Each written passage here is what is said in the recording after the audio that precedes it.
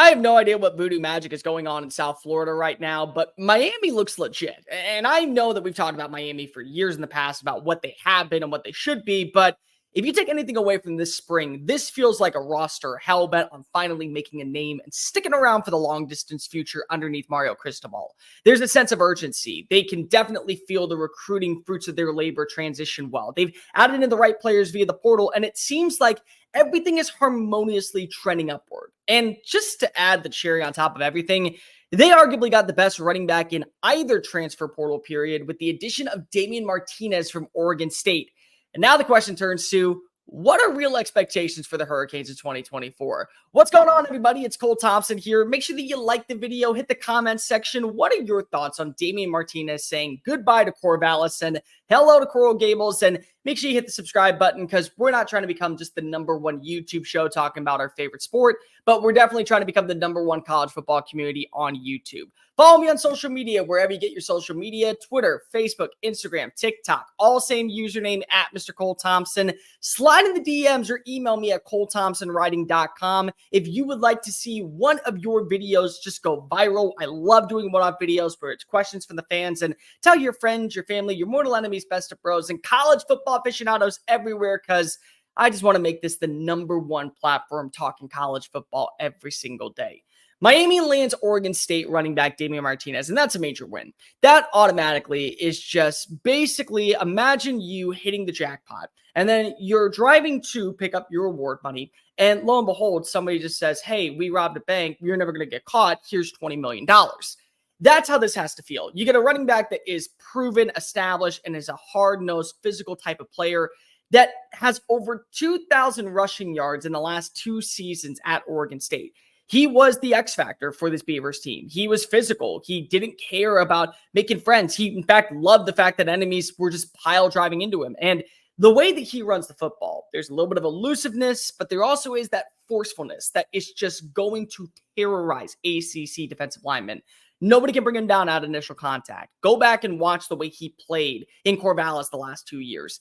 Every single snap, it felt like that the defensive line was just watching him easily coast past him. And so now you add that to a backfield that is completely revamped overnight. Yeah, you lose Henry Parrish, and yes, you're bringing back Fletcher. You don't know what version you're going to get. But at the same time, you also bring in a highly successful quarterback that comes from the same root tree in Cam Ward. And Cam Ward, you want to take anything away from the spring football game, is that this is a leader. This is a dude that absolutely is going to terrorize teams in the ACC. And this is a person that has commanded excellence in a short amount of period in Coral Gables, to where most of South Florida is behind him as the new #1. They believe that he can be that difference maker. But you know what's really interesting? When you look at a program like Miami that continuously is now finding its reach and its stride in the transfer portal, they also know that they want to be successful by being dynamic.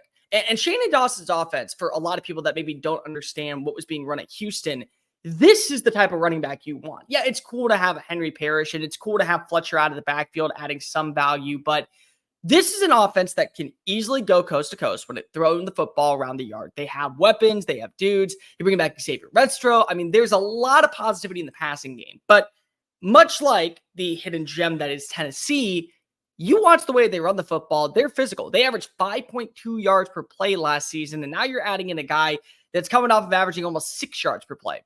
That's a team that loves to run north to south. They love to punch it down your throat. They are not afraid to get physical. They are not afraid to go ahead and drop the shoulder and lay you to the dirt 6 feet under.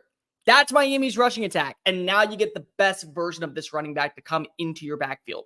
I've talked a lot about Miami, and people all the time say, well, for Miami fans, you're just pandering. You're doing YouTube videos and you're talking about a program because of you truly are just looking for the clicks.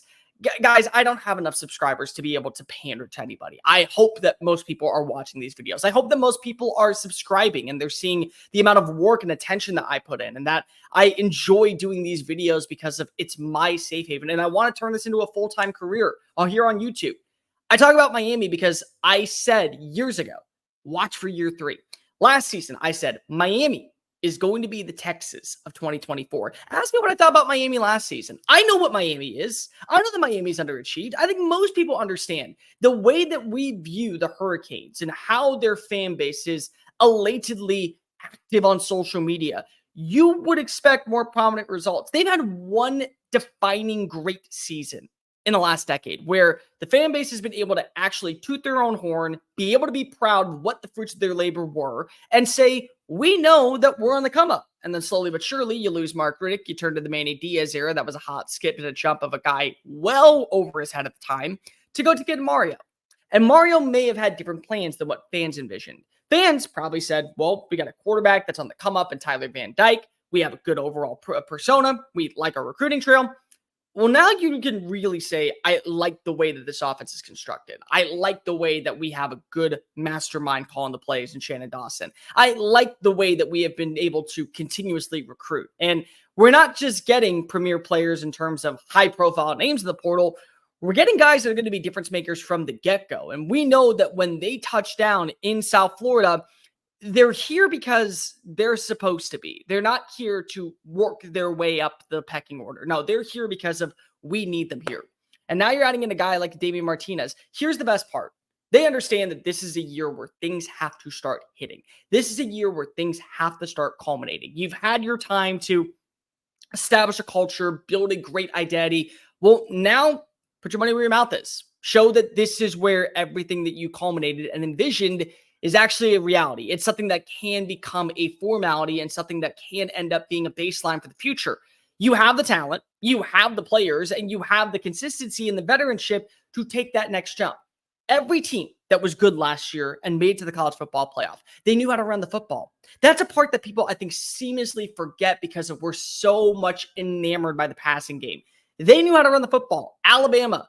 You also look at, Alabama, Michigan. You look at Texas. They all were great at rushing the football. And even a team like Washington, people want to go ahead and say, well, they had 3 NFL wide receivers and a top 10 quarterback. Yeah, well, they don't win the Pac-12 title game without Dylan Johnson. They don't win against Texas without Dylan Johnson. So even in the biggest of moments, they trusted their running back to carry the boat.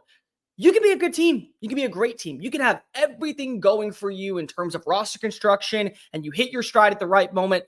And then you have a bad game and your quarterback throws 3 interceptions, or your offensive line can't hold a block to save its life, or your defense has given up 350 passing yards. It happens. These are things that just occur in college football all the time.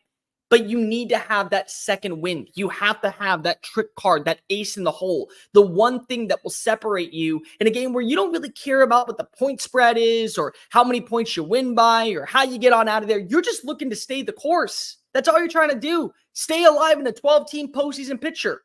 Damien Martinez can provide that for you. If you don't have a good day from Cam Ward, guess what you can turn to? A bruising, battle-tested running back that absolutely is ready to slice and dice his way through the ACC and put Miami back on the foreground. I've made this clear. I think Miami has always been the breakout team of 2024. I've stood my ground on this for the last 2 seasons. I'll stand my ground on this, and when I'm wrong, I expect the comment section to go crazy. Come on back and chew me out, like spit me back up. I'm cool with it. I don't really care. I think that this is a move that now fortifies Miami as a legit threat in the ACC.